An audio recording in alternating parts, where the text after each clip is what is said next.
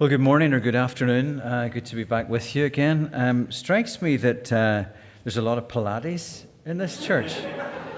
So I presume there's really nobody with a bad back or sciatica or anything like that, because there's so many opportunities. Well, I think it's only two, but there are all these opportunities to be involved with Pilates. We're going to be reading this morning from 1 Peter again. We're thinking over these three Sundays about First Peter. We're trying to cover the whole of the book, or as much of it as we can in the time. And I've divided it into three parts. And last week we thought about we're thinking about the overall theme of Faithful Exiles. And last week we talked about the identity of the faithful exiles, people of hope, people of holiness, and people whom God has honored, scattered but yet chosen by God. We thought about that. This week we're thinking about the witness of these faithful exiles, and then next week, God willing, the suffering of the faithful exiles. And today we want to cover quite a large passage from chapter 2, verse 11 through to chapter 4, verse 11. I'm not going to read all of it, but I'm going to read enough of it, hopefully, to give us a sense of what is going on in this. So we're going to begin with chapter 2, verse 11. And Peter says, "Dear friends," and remember last week we saw that's a little marker, "dear friends," which he repeats in chapter 4, verse 12. "But dear friends, I urge you as foreigners and exiles to abstain from sinful desires which wage war against your soul. Live such good lives among the pagans that though they accuse you of doing wrong, they may see your good deeds and glorify God on the day he visits us. Submit yourselves for the Lord's sake to every human authority or institution, whether to the emperor as the supreme authority, or to governors who are sent by him to punish those who do wrong and to commend those who do right. For it is God's will that by doing good you should silence the ignorant talk of foolish people." And then to verse 18. "Slaves, in reverent fear of God, submit yourselves to your masters, not only to those who are good and considerate, but also to those who are harsh." Verse 21, "To this you were called because Christ suffered for you, leaving you an example that you should follow in his steps. He committed no sin, and no deceit was found in his mouth. When they hurled their insults at him, he did not retaliate. When he suffered, he made no threats. Instead, he entrusted himself to him who judges justly. He himself bore our sins in his body on the cross, so that we might die to sins and live for righteousness. By his wounds you have been healed. For you were like sheep going astray, but now you have returned to the shepherd and overseers of your souls. Wives, in the same way, submit yourselves to your own husbands, so that if any of them do not believe the word, they may be won over without words by the behavior of their wives when they see the purity and reverence of your lives." Verse 7. "Husbands, in the same way, be considerate as you live with your wives, and treat them with respect as the weaker partner, and as heirs with you of the gracious gift of life, so that nothing will hinder your prayers. Finally, all of you be like-minded, be sympathetic, love one another, be compassionate and humble. Do not repay evil with evil or insult with insult. On the contrary, repay evil with blessing, because to this you were called, so that you may inherit a blessing." And then verse 13. "Who is going to harm you if you're eager to do good? But even if you should suffer for what is right, you're blessed. Do not fear their threats. Do not be frightened, but in your hearts revere Christ as Lord. Always be prepared to give an answer to everyone who asks you to give the reason for the hope that you have. But do this with gentleness and respect, keeping a clear conscience, so that those who speak maliciously against your good behavior in Christ may be ashamed of their slander." And then down to chapter 4, verse 1. Therefore, since Christ suffered in his body, arm yourselves also with the same attitude. Because whoever suffers in the body is done with sin. As a result, they do not live the rest of their earthly lives for evil human desires, but rather for the will of God. And then verse 7. The end of all things is near. Therefore, be alert and of sober mind, so that you may pray. Above all, love each other deeply, because love covers a multitude of sins. Offer hospitality to one another without grumbling. Each of you should use whatever gift you have received to serve others as faithful stewards of God's grace in its various forms. If anyone speaks, they should do so as one who speaks the very words of God. If anyone serves, they should do so with the strength God provides, so that in all things God may be praised through Jesus Christ. To him be the glory and power forever. Amen. So if you want to keep your Bible open, if you have it, that would be great as we follow through. So we started last week thinking about the identity of these faithful exiles, people of hope, people who are called to holiness, and people who are honored because of the way God has called them to belong to himself.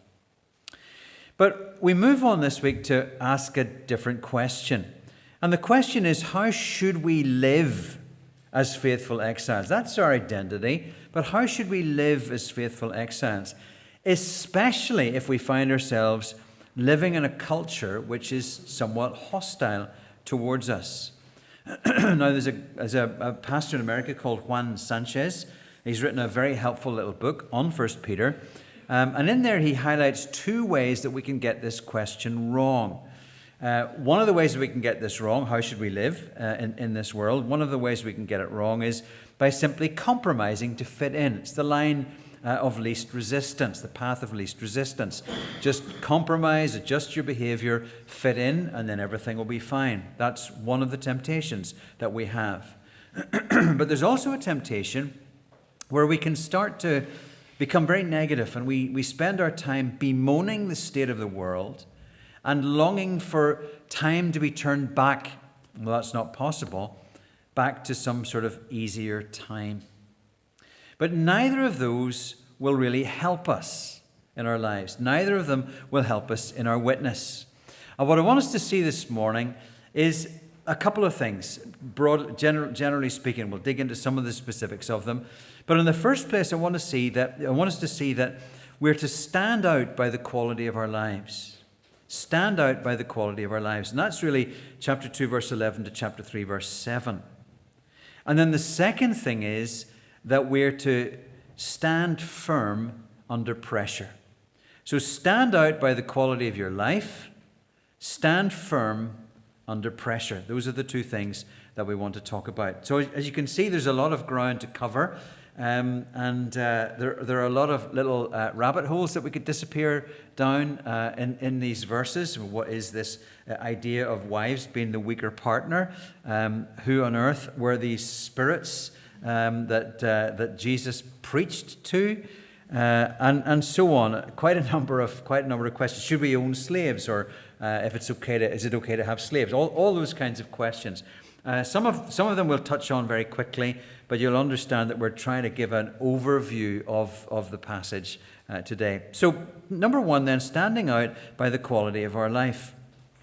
And I think from verses 11 and 12 in chapter 2 give us what I would call a general principle. And I think the way this works is there's a general principle that's set out in those two verses, and then we're given three examples of what it looks like in specific situations. So the general principle, I'll read the verses again. He says, "Dear friends, I urge you as foreigners and exiles to abstain from sinful desires which wage war against your soul. Live such good lives among the pagans that though they accuse you of doing wrong, they may see your good deeds and glorify God on the day he visits us." Now, history shows us that Christians were marginalized, often simply because they were different. Some writers in the ancient world accused Christians of being a mischievous or a dangerous superstition.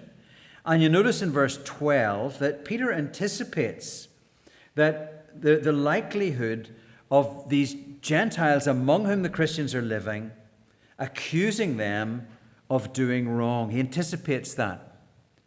And again, it raises a question, doesn't it? What's the answer if that kind of thing is happening? Part of our instinct might be to get into a shouting match. If they're accusing us of doing wrong, well, we'll just shout back at them and we'll say we're not doing wrong. We could try to defend our innocence. We could argue that we're not as bad as they maybe think we are. Various ways that we might be tempted to respond or try to prove that we're the ones who are right and they're the ones who are wrong. But there will be a time to speak, and we'll come to that in chapter 3, verse 15. But for now, the answer that Peter gives in response to these challenges is fairly simple. Simple in how to express it. More difficult, I think, in terms of how to live it. The answer is live a good life. Live a good life. Or, as the ESV translates it, keep your conduct honorable. And the word is a word that means good or beautiful. I think we could almost translate it wholesome. Live a wholesome life. Now, you've probably noticed that there is a kind of self-righteousness that can be quite ugly and can be quite off-putting. Now, unbelievers can be just as guilty of it as believers. But as believers, as followers of Jesus, we need to be careful that that's not how we're trying to live. We're called to wholesome beauty and goodness. Does that not mean then that Christians, for example, should be the best neighbors in their street? Should Christian teachers not be the kindest teachers in the school? Should a Christian nurse not be the most compassionate nurse on the ward? Should Christian employees in a business not be the ones who are least likely to shirk their responsibilities? Live such good lives among the pagans that even though they accuse you of doing wrong, they may see your good deeds and glorify God on the day he visits us. That's the general principle. But you'll notice then that the paragraphs move on, as I said earlier, to look at several specific areas. There are 3 specific areas here. And the first has to do with our lives as citizens. So that's verse 13 to verse 17. And the basic idea in this is that we're not to be rabble-rousers. Now, the whole subject of how we relate to the state, to government, to secular power is quite complex. Last night, my wife and I watched a film, and it was about the life of Dietrich Bonhoeffer, at least the latter part of the life of Dietrich Bonhoeffer. Some of you will know a little bit about Bonhoeffer's story. He was a German theologian, and he stood against Adolf Hitler. He was silenced by the regime, and eventually got drawn into being part of a resistance group. And members of the resistance group had a plot to assassinate Hitler. They were unsuccessful. And the result of the plot to assassinate Hitler was that members of this group, including Dietrich Bonhoeffer, were executed. The irony, of course, was that Bonhoeffer was executed just about a month before the Allies eventually liberated Germany. And of course, when you think about attempting to execute the head of state, Adolf Hitler, you think, well, was that a very Christian thing to do? And there are complexities with all of that. As far as Peter's concerned, Peter, like Paul in Romans, is presenting a fairly positive view of government. He paints the picture of government as it should be, punishing wrongdoers, commending those who do good. Now, there are other places in the New Testament, for example, in Revelation 13, where government is portrayed as a beast, it's Babylon, the prostitute in Revelation chapter 17. Much more negative portrayals of government. Peter is dealing at the moment with this more ideal picture of government and saying, don't be a rabble-rouser. As Christians, don't be a rabble-rouser. Now, something to notice in this. is that the word the word is translated every human authority or every human institution is actually a word that means something that has been created. And I think that's important, as well as the fact that Peter says you are to live as free people. And I think what we can take from that is the idea that human institutions are not the absolute authority. But we're to use our freedom not as an excuse for license or a cover-up for evil, as Peter says, but we live as God's slaves, and we express that through our submission to government. Now, there are lots of questions in your mind. We need to move on, but that's Peter's principle here, how to live a good life as a citizen. He then moves on to address servants, probably household servants, but the idea of slavery is a very tricky issue, isn't it? Because there's slavery in the Old Testament, it's regulated in the Old Testament, there's slavery in the New Testament, and for us as 21st century readers, we're puzzled because we think, well, all right-minded people nowadays in the 21st century, everybody recoils from the idea that one human being could be another person's property. And is it not true also that in terms of seeking to abolish slavery, or even more recently raising awareness of the contemporary scourge of modern day slavery, is it not true that it's often been Christians who've been at the forefront of that? And yet when we read Peter here, or we read Paul, we find that Paul and Peter don't call for the overthrow of slavery, but they call for it to be regulated.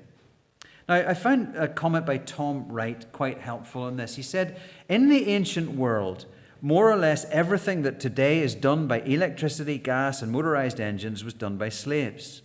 Quite a few Christians were slaves, as you might expect, granted that the gospel of Jesus gives dignity and self-worth to those who believe it. Peter addresses these Christian slaves. Instead of telling them, as we might prefer, that they should rise up and revolt against their masters, he tells them to obey and show respect, not only when the masters in question are kindly and fair-minded, but also when they are unjust. Now, it's been suggested, sort of on a similar note, that it just would not have been feasible for Christian writers like Peter and Paul to attempt the overflow of the economic system. It was just too much a part of the fabric of society. And actually, to attempt to overthrow the economic system, even with slavery, might actually have done more harm than good. What would have happened to poor slaves, for example, who would have been left without any means of provision? Now, none of that is to say that slavery is, or that it ever was, an intrinsically good thing. But it was the reality of Peter's world, and in that context, Peter writes that these slaves are to submit to their masters, and they're to follow the example of Christ. Because as they submit to their masters, some of their masters will be good and will be kind to them. Some of their masters will be harsh and unfair towards them. And Peter says, if you end up suffering like that, look to the example of Christ. I think this builds on what was said earlier on in the middle part of our service this morning about what does it mean to follow the example of Christ giving his life on the cross. Here's Peter talking about it. He says that Jesus has given us an example. If you find yourself on the sharp end of unfair treatment, then Peter dignifies your suffering by pointing to the example of Christ. Christ's suffering is an example, but obviously it's more, because it is through his suffering that our salvation has been gained. So the general principle, then it's applied to citizens, it's applied to servants, and then in the third instance, it's applied to spouses. Just a pity that citizens doesn't start with an S, isn't it? And we'd have had all three. But Peter in this little paragraph, Peter's got a particular concern for the situation of a Christian wife who's married to an unbelieving husband. That's his primary focus in this. And the expectation of the time was that a wife would follow her husband's religion. Now that meant that if there was a Christian wife, she was not following her husband's religion if he was an unbeliever. So there was a sense in which Her following Jesus had subverted her husband's authority. And people would look at that and say, whoa, what is this Christianity thing?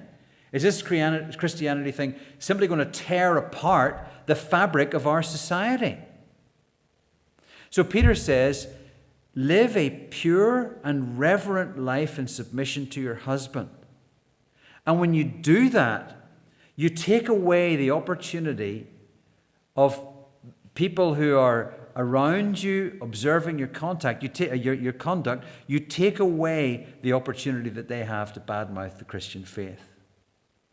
So their lives are a witness to the fact that Christianity actually is a good thing, and it's a good thing in society. Now, notice also that Paul goes on to talk about husbands in verse 7. Husbands also have a responsibility. And it's one of the things to notice. There are various passages, Colossians, Ephesians, here in 1 Peter, where the writers follow sort of an ancient custom of household codes. Ancient writers would write, philosophers would write about how society needed to be regulated, the relationships that there were, relationships in family. And there was a kind of hierarchical thing. And it's interesting to compare what Paul and Peter say with what some of the Greek thinkers said. And one of the things that you notice where the New Testament is different from the household codes is that it speaks directly to the person who is in the more powerful manifestation of the relationship. Parents, children, husbands, wives, masters, servants. Whereas the household codes would simply say, well, the men are the men, they're the top of the pile. Well, Paul and Peter say, well, hang on a minute. Yeah, we're not here to disrupt the social fabric, but let's say something to those who are in power. And it's very important for us to remember that the fact that the New Testament talks about submissive wives does not mean that the husband is the king of the castle. He is to be considerate, to treat his wife with respect. So that's what Peter says to spouses. Now, let me pull some of this together just a little bit. In all of this, whether it's the general principle, whether it's our lives as citizens, whether it's in the work world, if I can put it like that, or whether it's in the context of our home life, in all of these, the gospel calls us to live good lives. I think we used to talk about people who were good living, didn't we? And sometimes we say, well, he's probably not really a Christian. He's certainly good living, but he's probably not really saved or something like that. And I think that maybe by talking like that, I don't hear people talk about that so much nowadays, but maybe by talking like that, some of us in certain traditions, in certain evangelical traditions, we became a little bit allergic to the idea of being good living and probably haven't paid enough attention to the call of something like what Peter says here about living good lives and doing good deeds. Now, you've probably heard a statement that is often attributed to St. Francis of Assisi, who said, who's alleged to have said, preach the gospel at all times, if necessary, use words. Some of you heard that? Yeah, I've heard that. Now, there are two problems with it. The first problem is he didn't say it. What he actually said, he actually was addressing a specific situation where some of the brothers, the monks who were in his order, had not been given the institutional authority to preach. So he said, let none of the brothers preach contrary to the form and institution of the Holy Roman Church. In other words, in our language, if you've not been ordained, don't be preaching. That's, we're not making judgments on ordination or anything like that, but that's the context. So let none of the brothers preach contrary to the form and institution of the Holy Roman Church, and unless this has been conceded to him by his minister. Nevertheless, let all the brothers preach by their works. So whether you're officially a preacher or not, you preach with your works. That's what he actually said. The other problem with it, preach the gospel at all times, if necessary, use words. As someone once said, it's a little bit like saying, feed the hungry at all times, if necessary, use food. The gospel is a message. We're telling something, we're proclaiming something that has happened. And we use words to do that. And we'll come back on that in a moment. Your lunch is coming in a moment, it probably feels like as well. So it's standing out by the way we live our lives. But then secondly, from chapter 3, verse 8 to 4:11, it's standing firm under pressure. Now, there is a thread of suffering that runs through this. It's referred to on more than one occasion through this. So there is that idea of living under pressure. And there's a call to persevere in several things. Keep on doing certain things. First of all, verse 8 to verse 12. Keep on doing good.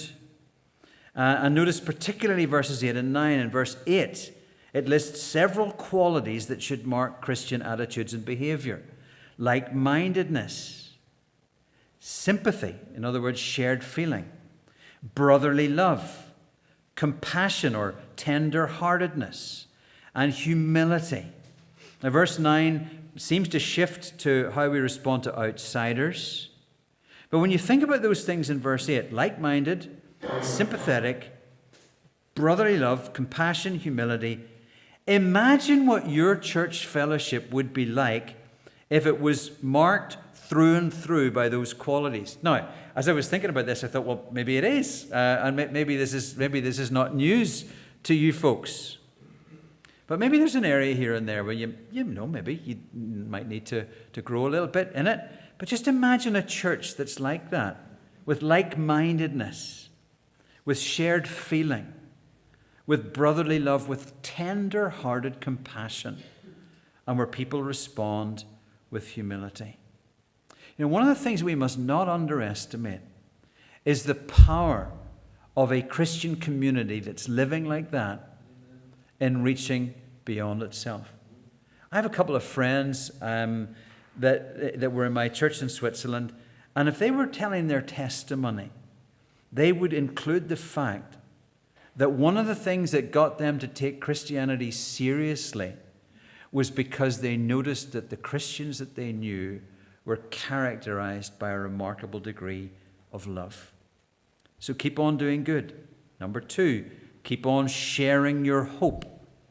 This is where the theme of witness by our words really comes out strongly. Words are necessary, as we've just said, so we've got to learn to use them. He says, always be ready to give a reason for your hope. This is in verse 15. Revere Christ as Lord. Always be prepared to give an answer to everyone who asks you to give a reason for the hope that you have. And you can imagine how this might go. Someone who's maybe been guilty of mistreating Christian neighbors or Christians in their community comes along and says, we've noticed something about you. No matter how we've treated you, and no matter how much you've suffered, you people seem to have a hope that lifts you beyond all of that. What is your secret? And you can imagine a Christian who would say, well, we've got a living hope, and this living hope is because there's a man called Jesus. And a few years ago, he was crucified in Jerusalem, but he's alive today, and his life means that we have a hope. Would you like to know more about him? That's the kind of thing that Peter has in his mind. I love this little example that's given by the English evangelist J. John. Some of you maybe have heard J. John speak, or you maybe heard him talk about this. But it's a great example of how to talk about your faith. You can find this on YouTube if you go and Google it. He says he's been interviewed in a television program, and he says, people often say to me, J. John, what do you do? And he says, it's difficult to know what to say, because if I say to you that I'm a reverend, which is what I am, that conjures up certain images in people's minds as to what I might be. So I like to be a little bit creative in telling people what I do. Then he gives an example. He says, I sat next to this lady on an aeroplane at Heathrow Airport, and I said, hello. And she said, hello. Then I said to her, where are you going? And she said, I'm going to Singapore. And she said to me, where are you going? And I said, I'm going to Australia. I said, what do you do? And she told me. Then she said to me, what do you do? And I said, well, I work for a global enterprise. She said, do you? I said, yes, I do. I said, we've got outlets in nearly every country of the world. She said, have you? I said, yes, we have. We've got hospitals and hospices and homeless shelters. We do marriage work. We've got orphanages. We've got feeding programs, educational programs. We do all sorts of justice and reconciliation things. Basically, we look after people from birth to death, and we deal in the area of behavioral alteration. She went, wow. And it was so loud that loads of people turned around and looked at us. She said, what's it called? I said, it's called the church. Have you not heard of it? That's amazingly creative. And, he's an extrovert guy and a brilliant communicator and so on. Some of us, if we're honest, we get on an airplane, we're probably hoping it's going to be an empty seat beside us so that we can have a peaceful, quiet flight. But there are people who are like this. Now, we may not be as creative as that. Isn't it worth us asking ourselves a question? What would we say if someone comes and says, tell me, notice how you live. I notice that you seem to have different values. You seem to have different beliefs. You seem to behave in different ways. What's going on there? Could we articulate a living hope? Could we say in a simple way how the death and resurrection of Jesus have changed the story of the world and have actually changed our story? Worth taking a little bit of time to think about that. We talk about an elevator pitch. If you're stuck in an elevator and you've just got the time or a lift, if it goes from the ground floor to the fourth floor or whatever it is, and that's all the time you've got to talk, could you articulate your hope in that? We need to persevere in doing good. We need to persevere in sharing our hope. We need to do it in a gentle and respectful way, by the way. I just want to mention this and then move to the next point. But you'll notice that he says this, do this with gentleness and respect. And I kind of think he could have been writing this to Northern Ireland people. Because sometimes we can be very aggressive. We're going to be obnoxiously aggressive. Because we think we get mixed up between witnessing and trying to win an argument. Do it in a gentle and courteous way. So that even if people don't agree with you, they're not saying, well, that's an obnoxious person. I wouldn't want to have any part of any belief system that they're involved with. So we move to the next thing, which is keep on being holy, verse 1 to 6. And you'll notice that we've very neatly skipped the piece about those people. So I just will say something about them. These people, these prisoners that Jesus preached to. Let me quote from Martin Luther. Martin Luther said, "A wonderful text is this, and a more obscure passage perhaps than any other in the New Testament, so that I do not know for a certainty what Peter means." That's Martin Luther, okay? Now, a little bit more helpful was Juan Sanchez, whom I mentioned at the beginning. He said, and I think there's value in this, "The imprisoned spirits are fallen angels who disobeyed God in the days of Noah, and as a result are now part of the demonic realm. In his resurrected, glorified state, Jesus proclaimed his victory over these fallen angels, over that demonic realm." And I think the significance of that is that in the context of suffering, Jesus is the example of someone who suffered but came to a place of victory, and he announced that victory over the demonic world. So in terms of what we need to keep on doing, we need to keep on being holy, verse 1 to verse 6.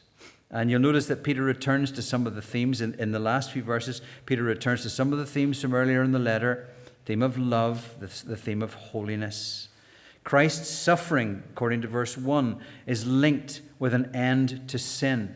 And I think that what he may be saying here, the most likely interpretation of what he's saying here, is that once you've accepted suffering as part of following Jesus, then there's no turning back.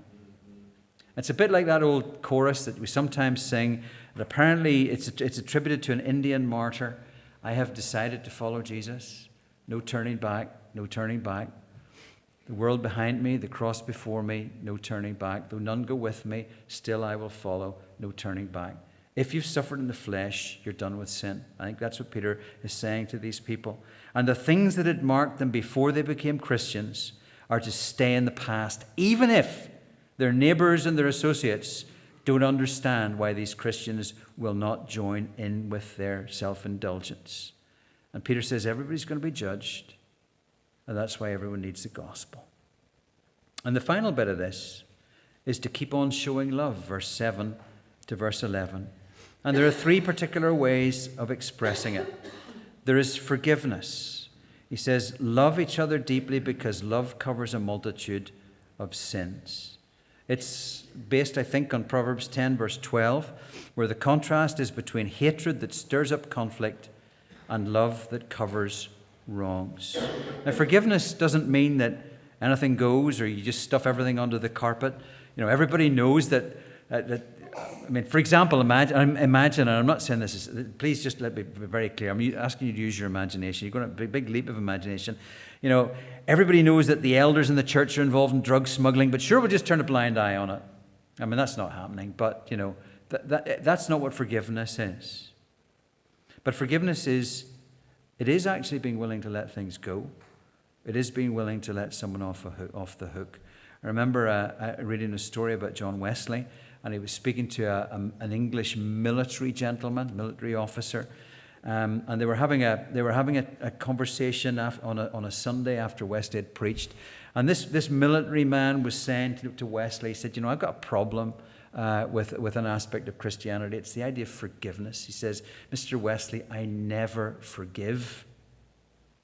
To which Wesley said, well then, sir, I hope that you never sin. Love covers a multitude of sins.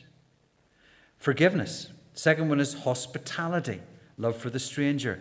And the third is the exercise of gifts. Those who speak, those who serve. Obviously, Paul gives a whole list of details in terms of gifts.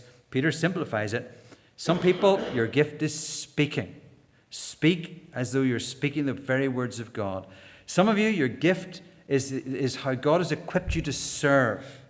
Well, you get on with that, with the strength that God provides, so that in all things God might be praised.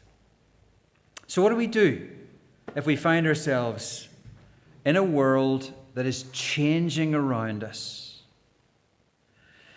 Do we get angry and protest about it like a dog barking at the moon? Do we fall back in despair? Do we try to invent a time machine that will take us back to the 1960s? Do we hunker down and just isolate ourselves and hope that Jesus comes back before we have to emerge from our bunkers? Some of those options might appeal in one way or the other. But here's what Peter tells us. Stand out by the quality of your life. Live such good lives among your non-believing neighbors and friends that they will see your good deeds and glorify God. Stand out by the quality of your life. And then secondly, stand firm under pressure. Let nothing divert you from a commitment to goodness, to witness, to holiness, and to love. And let's pray.